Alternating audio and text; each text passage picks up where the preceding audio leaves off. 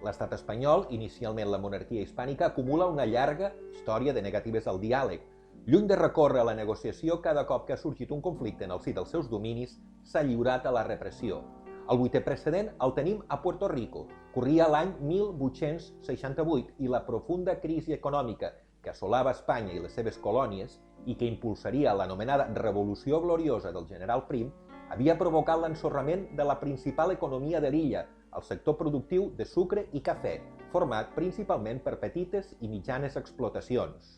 Els grans beneficiaris d'aquella crisi eren els especuladors que controlaven els circuits comercials d'exportació, i aquest col·lectiu estava format per les oligarquies extractives de la metròpoli, que a Puerto Rico comptaven amb la col·laboració de l'aparell militar colonial espanyol.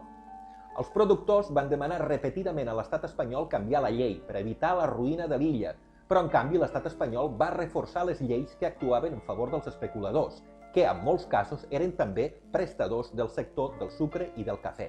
En el punt culminant d'aquella crisi es va produir una brutal onada de desnonaments i les classes productives criolles, influïdes per la història recent dels seus veïns continentals, van girar la mirada cap a l'horitzó de la independència.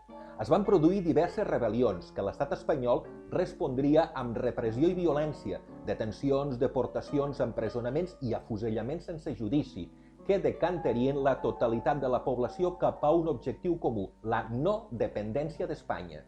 Des de 1898, Puerto Rico és un estat lliure associat als Estats Units i actualment el seu producte interior brut per càpita és el més alt d'Amèrica Llatina.